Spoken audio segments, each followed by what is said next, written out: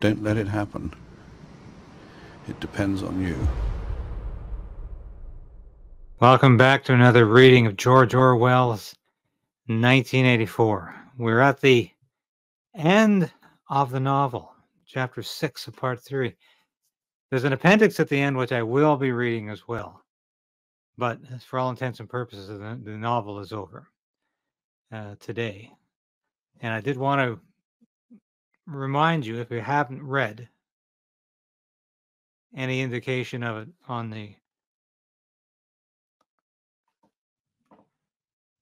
YouTube at all, or on Substack, I am putting together the entire audio book with commentary, and it will be available in about a week for all paid subscribers, and that's at any level, $5 and above. So I think this is something you could really enjoy, and I'm personally very interested to see what the reaction will be, because it's something I'd be prepared to do again. But so we're at the end of the book, and I want you to watch this video, which I had hitherto never run across. And I'm somebody, I've literally read everything George Orwell ever wrote. Not just the novels, but all of the collected journalism, which is available, I think, in 3 or 4 volumes. There's quite a bit of it. It includes all of his newspaper, magazine work over the years, which was quite substantial. And it's still available through, I believe it's Penguin Books. And you can, if you can't find it at your local bookstore, which is getting harder and harder, yes, you can find it online, where I had to find it because I'd lost, over the years because of moves and whatnot, I'd lost a couple of volumes of it. But I remember reading, I went through them all when I was at university, because I loved Orwell and wanted to know what made him tick. But this little vignette is obviously recorded just before he died. He did not live much longer after finishing 1984. He died in 1950. He started writing the book in 1948. The book was published in 1949. Orwell was dead in 1950, 47 years old, largely because of a lifelong or a adulthood battle with tuberculosis, which was not something that was eradicable in those days. It was still something that could kill you, and it did. And I'm certain the hard parts of Orwell's life certainly didn't help. But let's watch this brief video. It's less than 2 minutes, and it begins right now.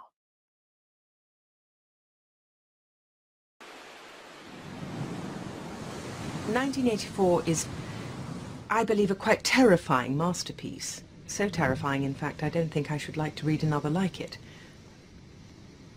I am not absolutely dissatisfied with it. I think it is a good idea, but the execution would have been better if I had not been under the influence of TB when I wrote it. You once claimed that you have an ability to face unpleasant facts. Is that what you've demonstrated in 1984 by drawing an accurate portrait of the future? I think that allowing for the book being, after all, a parody, something like 1984 could actually happen. This is the direction the world is going in at the present time. In our world, there will be no emotions except fear, rage, triumph and self-abasement. The sex instinct will be eradicated. There will be no loyalty except loyalty to the party. But always there will be the intoxication of power. Always, at every moment, there will be the thrill of victory, the sensation of trampling on an enemy who is helpless. If you want a picture of the future, imagine a boot stamping on a human face forever. The moral: to be drawn from this dangerous nightmare situation is a simple one. Don't let it happen. It depends on you.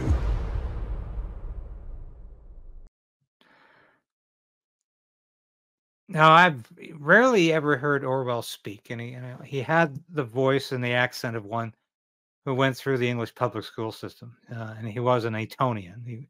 He had a scholarship to Eton, which is essentially, and that's essentially where he learned to talk like an upper class person. And he used to, of course, always make fun of that, of the BBC accent, he used to call it, and how the upper class looked down on people who couldn't pronounce their H's, as they always said, as the Cockney accents. And there's so many different dialects throughout Great Britain. But this is interesting because he says he's not, all together disappointed with his book. Not entirely disappointed, which of course is the self-depreciating assessment that was typical of Orwell. He never had a huge ego. And as I've said before, most of his books prior to Animal Farm, which I think we'll probably read here as well, were not huge successes. They were critical successes, like Homage to Catalina about the Spanish Civil War was a critical success, but he couldn't even get left-wing publishers to publish that one because he was critical of Stalin and the international brigades and the Russian-backed Republican forces, because they were systematically going after third parties who were not associated either with the Republicans or the fascists, namely the anarchists who were getting it from both sides. And so he did not have a lot of success up until then. I think like a novel like Down Out in Paris and London, which is essentially his second book, it sold relatively well, but I mean nothing compared to what he would see at the end of his life, or what a book needs to survive today. He might have sold 5,000 copies of some of these books, if that. All that changed with Animal Farm, and he had this outstanding success. So, and that book continues to be read at high schools, throughout Canada and Europe, United States, and of course 1984, his last book. But he never lived to see how successful the book would be. It's still in print, still being bought up by university students around. I don't know if my alma mater still requires journalism students to read it. I probably should have looked into that, but they did when I went through. It wouldn't surprise me if that's not a requirement anymore. But still a book that's sells in the millions every year. And he never lived to see the financial rewards of them. And he's looking in this interview slightly pessimistic, because he says that's the way the world's going. And then the interviewer says it calls the book frightening. And indeed it is frightening, because it's a very dystopian vision of the future. But clearly Orwell didn't realize that this was not going to be just his second huge success, but that this was a book that would be a classic for all time. And I don't know if he really imagined he was as prescient about the future, that he was seeing how things were going to turn out in such detail. It's not just that authoritarianism, totalitarianism has continued to thrive. And it's not just that regimes that have no respect for human rights continue to be the norm around the world. And it's not just that free speech is continuing to be under attack. There's so many specifics in this book, and especially about the perpetual war and about how the states use up resources in useless, frivolous waste in order that ordinary people don't get them.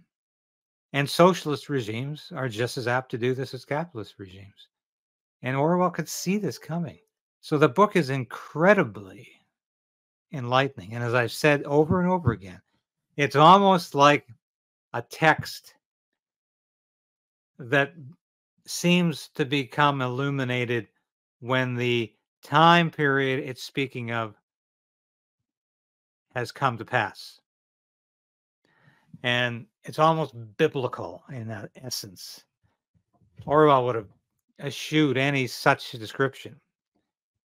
But it's quite amazing to me how I read this book again for a third or fourth time.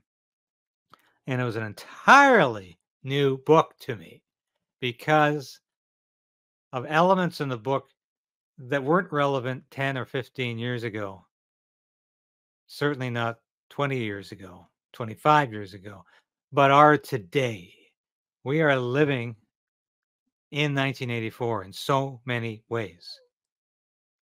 We deal with democratic governments that are dealing with us in the same ways as Oceania dealt with its population.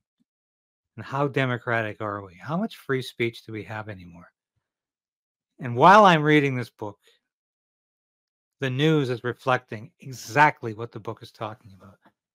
And that is frightening. Because, of course, this wasn't the case in 1948 in Great Britain, even though they had a Labour government that was nationalizing things. This was certainly the case in the Soviet Union and Eastern Europe. But there was still a commitment to democracy and free speech from the democratic countries. And that commitment is fast vanishing, becoming evanescent. And that is what is truly frightening about the book.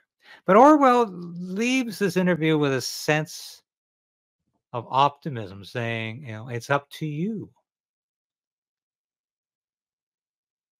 And he clearly believes that we can prevent this. Humankind, human beings can prevent this.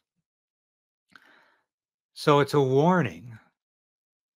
But I'm not sure that warning has really been taken very seriously. I'd encourage everybody to reread this book. I don't care if you read it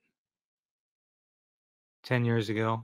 I don't care how many times you saw the movie. You're not going to see in the movie what this book has in it. Especially the last major production was so focused on totally egregious nudity and the sexual element of the book that everything else, the exception of the torture, which is also another thing to try to boost the popularity of the movie. Everything else is really missed because there's not enough time to delve into everything that is said in this text. What turns out to be a text that isn't even written by the author that it purports to be written by. But this is one of the most fascinating parts of the book, and I encourage you to reread the book, listen to what is being said here, because it is extremely insightful, and it's a revelation about what's happening today. So I can't say enough that this is a living book, and when I went through it, I just couldn't believe how many elements of this book were dead on to I was going to say the front page of the newspaper, but that's passé. That's no longer how our society works. The latest hit on Google News, on MSN.com news, on Facebook, on Twitter. The latest trend. It's all in 1984. Most of it, anyway. Most of it that really matters. But do we still have time to turn this around? Maybe, as long as we're not in concentration camps and in shackles. As long as every movement that we make is not yet being observed by a telescreen. And we don't even know how much of our movements are being observed by our laptops and our phones. And yes, our televisions. Although people are increasingly not even using their television. They're directing all of their attention on their computer screen, which of course is most apt to be able to track their activities and to know what they're doing and which sites they're visiting. So